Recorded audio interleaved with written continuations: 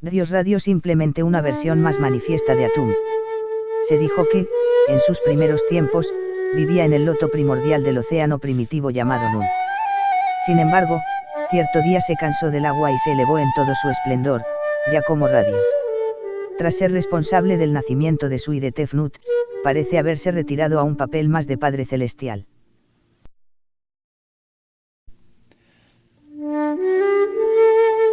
Osiris, los griegos le llamaron Plutón o Dionisio. Era un dios de la naturaleza y rey, el señor del universo. Según afirman las tradiciones, abolió el canibalismo, enseñó la religión solar, le enseñó a los hombres a cultivar los cereales, etc., construyó templos llenos de bellas imágenes e impuso estrictas leyes religiosas. También construyó ciudades, dotó a la humanidad de civilización e inventó 2 tipos de flauta para acompañar las canciones ceremoniales. En sus viajes iba siempre acompañado por su gran visir, Tot, y por su sobrino, o según algunos su hijo, Anubis. Sis era su esposa y Horus su hijo. A Osiris se le representa siempre con la cara de color verdoso y vestido de blanco. Lleva cetro y bastón, las insignias del orden y la disciplina, y algunas veces se le representa postrado en un trono, rodeado de agua de la que crece el loto primordial. Su símbolo es el djed, o tet, un árbol estilizado. 2.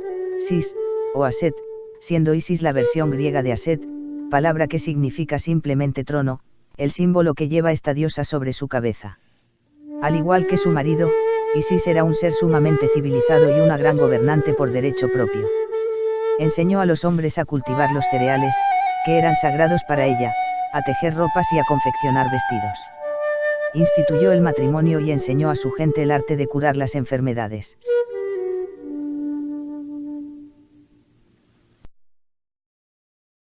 Eset, hermano de Osiris e Isis, era el malo de Egipto. Parece ser que era pelirrojo, lo que convirtió al rojo en un color maligno en la magia egipcia, jamás utilizado al servicio de la luz. Representa las fuerzas del caos y la destrucción, o de la energía mal utilizada. Era la manifestación de Apep o Tifón, los enemigos del poder de la luz. En la práctica mágica se considera generalmente que Set representa el aspecto dualista de cada uno de los restantes rayos comúnmente utilizados. Dicho en otras palabras, es el antirrayo que, si se le permite cualquier modalidad de preeminencia, contribuirá a anular o destruir a los demás. La diosa Neptis, a la que los griegos identificaron algunas veces con Afrodita, era la hermana y esposa de Set, pero no le apoyaba en su persecución de Osiris. De hecho, le abandonó y abrazó la causa de Isis. Según algunas fuentes sedujo a Osiris con el fin de tener un hijo, y Anubis fue el resultado de esta extraña unión, a la que, al parecer, Isis no tenía nada que objetar. Lo que se nos dice en realidad es que, cuando se unieron, los principios representados por estos rayos produjeron un tercer principio. Osiris representaba la luz y la verdad, y Neptis, la receptividad psíquica, la capacidad de revelación. Lo único que pretendían decir los magos egipcios con esta leyenda era que, cuando la luz y la verdad se unen con la revelación, nace una fuerza que los guiará a través de las regiones oscuras del Averno y los conducirá a la seguridad. Dicho en otras palabras, para poder enfrentarnos a los estados alterados de conciencia, debemos desarrollar el Anubis dentro de nosotros, etc. Neptis es la guardiana de todas las cosas escondidas u ocultas, lo que incluye cualquier forma de invisibilidad u oscuridad. Los que deseen el anonimato deberían elegirla como su diosa tutelar. Sus colores son el verde pálido o el plateado y sus símbolos el loto y el cáliz. Su nombre egipcio es Nebet, y se la suele mostrar con una canasta o recipiente sobre su cabeza. Se la considera con frecuencia como una diosa oscura, y algunos especialistas ven en ella el lado oculto de Isis, y no un arquetipo individual por derecho propio. Eso es totalmente incorrecto. No obstante, debería tenerse cuidado de no confundir la idea de oscuro con la de sombrío o lóbrego, o con cualquier connotación desagradable que la palabra pueda tener para las personas de mentalidad religiosa más ortodoxa. Según algunos autores hubo 2 Horus, uno que se identificaba con Su y el otro Horus, hijo de Isis. No cabe la menor duda de que nos enfrentamos todo el tiempo con el mismo arquetipo, debiéndose esas diferencias a matices de interpretación local. A Horus se le identifica con el dios griego Apolo, y su color es el amarillo claro o el dorado. Se muestra bajo varias formas arquetípicas, algunas veces como el guerrero que venga a la muerte de su padre, como el señor de las profecías, como el dios de la música y las artes y, al ser el mismo extremadamente apuesto, como el dios de todas las cosas bellas. Algunos creen que la profecía de que volverá para restablecer el ciclo solar de su padre con la ayuda de su esposa Hathor/Sekhmet o Bast constituye un presagio o anuncio de la era de Acuario. Sus símbolos son el halcón y el ojo que todo lo ve. La familia de los felinos está también estrechamente relacionada con él, ya que a Bast se la considera como a su hermana gemela.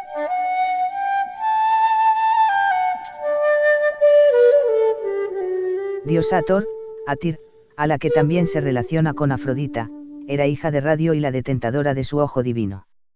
Hathor era una diosa de aspecto dual, bajo su forma de vaca celestial divina, alimentaba a los dioses, protegía a las mujeres, patrocinaba el arte de la astrología y ofrecía solaz y consuelo. También se le llamaba Señora de Sicamoro, y al parecer presidía todos los aspectos relacionados con la belleza de las mujeres, tales como el maquillaje, los adornos, las joyas, etc.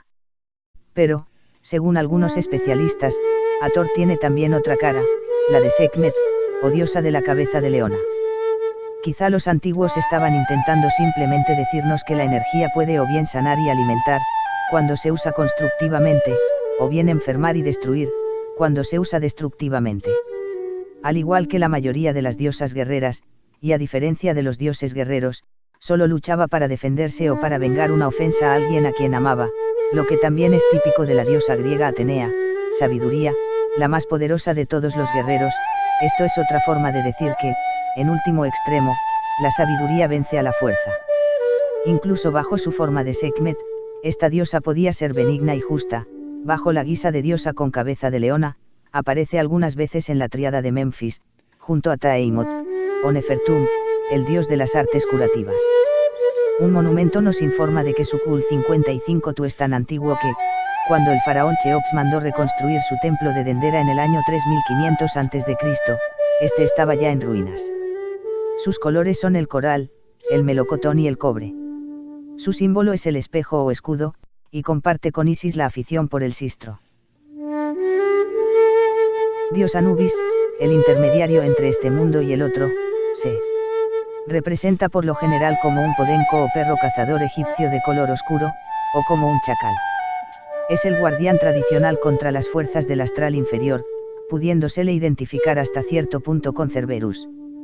Patrón de los anestesistas, los psiquiatras y de cualquiera que busque objetos perdidos, bajo su forma de perro, Anubis conduce a todos los que buscan hasta a su madre, Neptis la pitonisa, o hasta Osiris.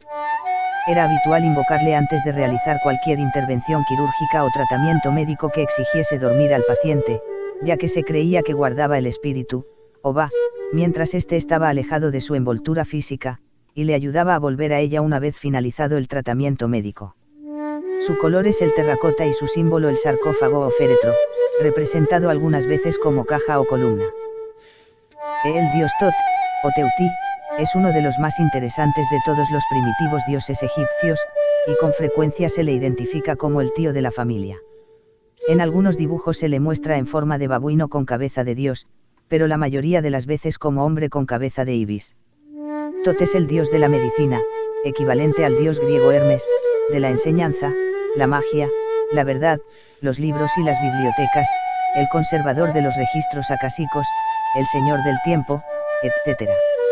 En algunos textos se le considera como hijo de Nun, lo que le convertiría en hermano de Radio, con conexiones evidentes con un sistema solar distinto. Según otra leyenda, fue su palabra la que dio vida a los 4 dioses y diosas, siendo él quien pronunció las palabras sagradas que proporcionaron a tal la energía necesaria para proceder a la creación del universo. Todo esto recuerda al Evangelio de San Juan: al principio era el Verbo. En el libro de las pirámides, uno de los textos más antiguos, se define a Tot como el hijo mayor de Radio, en otros textos es hermano de Isis y Osiris. Se dice que su voz posee propiedades mágicas. Fue él quien, en su condición de juez divino, decidió en favor de Horus y en contra de Set, tras su famosa disputa. Dios de la historia, conservador de los archivos divinos, señor del karma, heraldo de los dioses, Tiene también una cara o aspecto femenino, el de Maat, diosa de la verdad, con frecuencia personificada individualmente. Algunas veces se dice que contrajo matrimonio con Maat, pero, según otras leyendas, su esposa era Sesat, una diosa estelar, patrona de los arquitectos y que enseñó a los hombres a construir según las estrellas. Sin embargo, la mayoría de los especialistas opinan que todos estos no eran sino aspectos del propio dios sino deidades individuales. Sus símbolos son la pluma blanca y el caduceo, su color el amatista, y el ibis es su animal sagrado.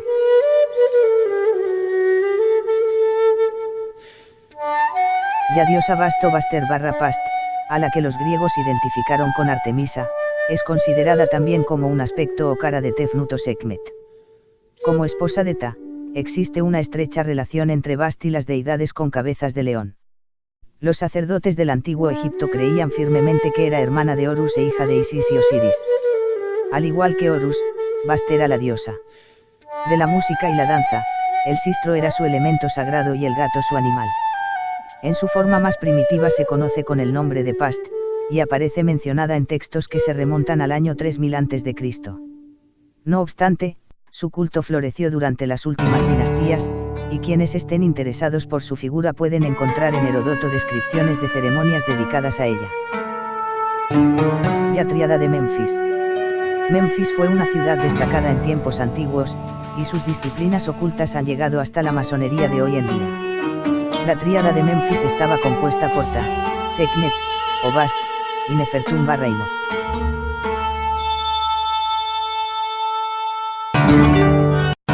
El dios Ta. Este amable dios artesano era el patrón de los constructores y artífices, y su título de arquitecto del universo demuestra claramente sus asociaciones masónicas, incluso ya en aquellos primitivos tiempos. Realizaba milagros y era muy amado y comprendido por la gente normal y corriente. Algunos lo consideran como un aspecto o cara de Osiris, pero, por lo que he deducido de mis propias experiencias mágicas, me inclino a considerarlo 57. Como una individualidad arquetípica por derecho propio. Sus símbolos son la cuerda y las herramientas del albañil.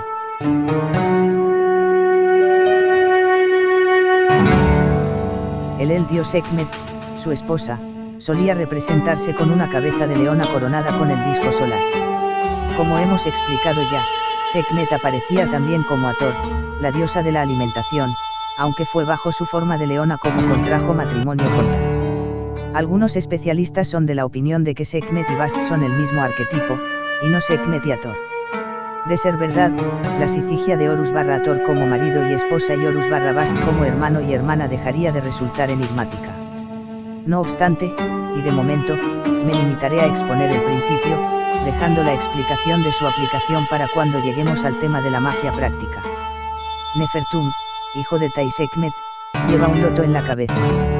Según la leyenda era el guardián del sol durante la noche. Más adelante, su posición como tercer miembro de la Trinidad fue usurpada por Imhotep, el dios de los médicos. Los griegos tenían la opinión de que Imhotep equivalía a su propio dios de la medicina, Esculapio, o incluso a Hermes, existiendo evidencias arqueológicas que corroboran la idea de que una persona llamada de esa misma manera y con atributos similares vivió realmente, fue enterrada con gran esplendor y posteriormente deificada de manera muy parecida a cómo determinadas ramas del cristianismo canonizan a sus santos por milagros supuestamente debidos a sus reliquias.